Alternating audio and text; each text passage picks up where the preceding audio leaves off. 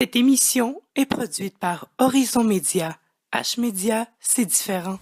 En manchette, le groupe Sanitri pourrait être relancé par une entreprise de Victoriaville.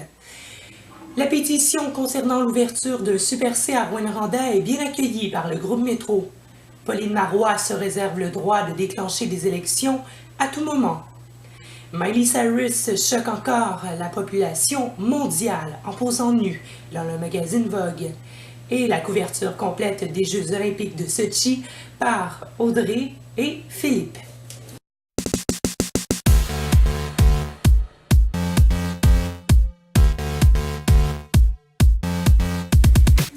Bonjour mesdames, messieurs, bienvenue à cette Horizon Nouvelle du samedi 8 février 2014.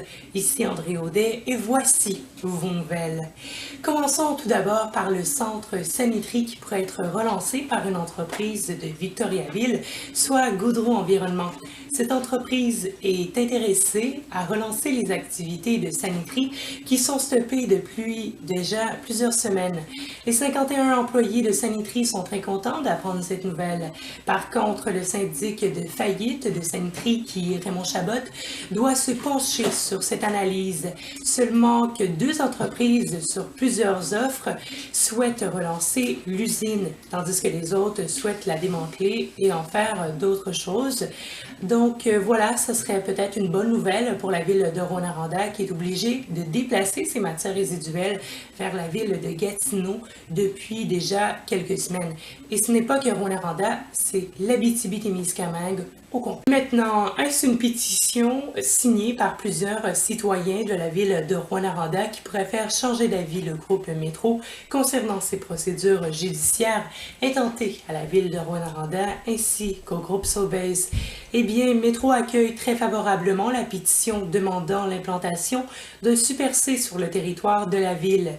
2 représentants de cette entreprise sont venus en parler à la Chambre de commerce et d'industrie de Rouyn-Noranda.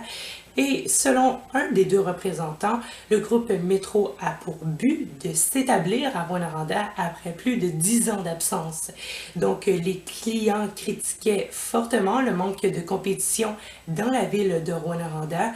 Plusieurs terrains ont déjà été proposés au groupe Métro, mais bon, ça ne fait pas toujours l'affaire de ce groupe et ils sont optimistes quant à la découverte d'un terrain preneur pour s'implanter à Rouyn-Noranda. La ville de Rouyn-Noranda, justement, souhaite que le conflit soit réglé d'ici la fin de l'année. Pour ce soir et cette nuit, ce sera partiellement nuageux avec 30% de probabilité d'averse de neige et un minimum de -24. Dimanche, ce sera généralement nuageux avec un maximum de -12. Lundi, ce sera ensoleillé avec un minimum de -28 et un maximum de -19. Mardi, encore ensoleillé avec un minimum de -29 et un maximum de -15. Ce mercredi, ce sera de la neige avec un minimum de -24 et un maximum de -13. Ce jeudi, nuageux avec 70% de probabilité d'averse de neige avec un minimum de -24 et un maximum de -7. Et pour ce vendredi, ce sera de la neige intermittente avec un minimum de -14.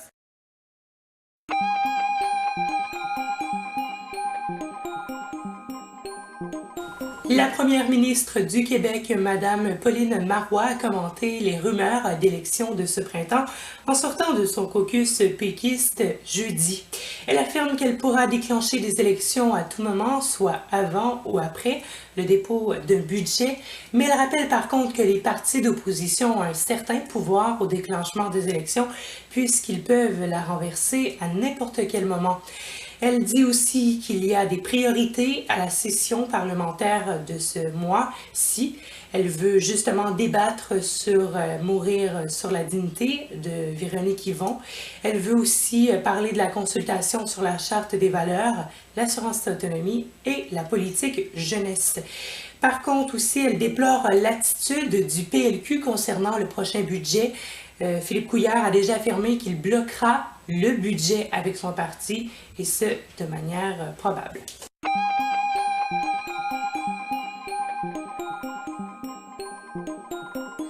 Donc, Audrey, Miley Cyrus choque encore une fois de plus. Elle se serait posée nue pour le magazine Vogue?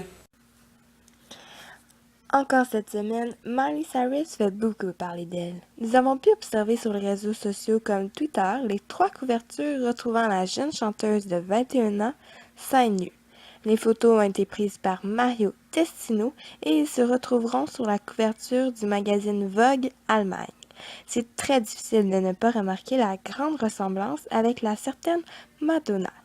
En effet, elles ont récemment partagé la scène pour un exceptionnel duo représenté au MTV Home Globe.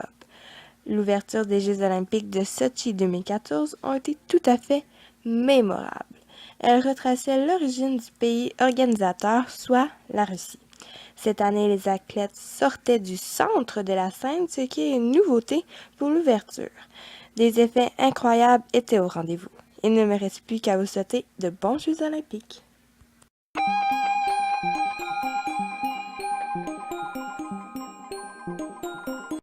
Les Jeux de Sochi ont pris leur envol hier sur les ondes de Radio-Canada avec la cérémonie d'ouverture qui était simplement grandiose. Maria Sharapova est entrée dans le stade avec la flamme olympique. 6 à 8 personnes ont porté la flamme par la suite. La porteuse de drapeau du Canada est Ellie Wackenheiser, qui en est à ses derniers Jeux. Celle-ci était accompagnée de plusieurs autres athlètes canadiens et québécois. Pour ce qui est de vos nouvelles nationales, Christopher Letang, qui joue avec les Penguins de Pittsburgh, est victime d'un AVC. Celui-ci est en arrêt pour 4 semaines après la pause olympique. Pour ce qui est de vos nouvelles régionales, le numéro 6 des Huskies, Philip Myers, a gagné le prix Raglan ce soir à l'Arena IAMGOLD. Les Huskies l'ont remporté 4-3 contre les Saguenayens de Chicoutimi. Philippe G, H Nouvelle, Rouyn-Noranda. Question de la semaine, nous vous demandons, seriez-vous prêt à donner un gouvernement majoritaire à Pauline Marois et son équipe du Parti québécois? Répondez-y sur la page Facebook d'Horizon Média, sur notre compte Twitter ou sur notre chaîne YouTube. Alors voilà, c'est ce qui complète cet Horizon Nouvelle du samedi 8 février 2014. Merci beaucoup d'avoir visionné ce bulletin de nouvelles. J'espère que vous aurez apprécié au nom de toute l'équipe. Justement, Audrey et Philippe couvront les Jeux olympiques de Sochi pour vous tout au long du mois de février. Et en terminant, je vous invite à aller partager notre page Facebook, notre compte Twitter ainsi que notre chaîne YouTube sur votre mur des différents réseaux sociaux. Alors voilà, merci beaucoup. Au revoir.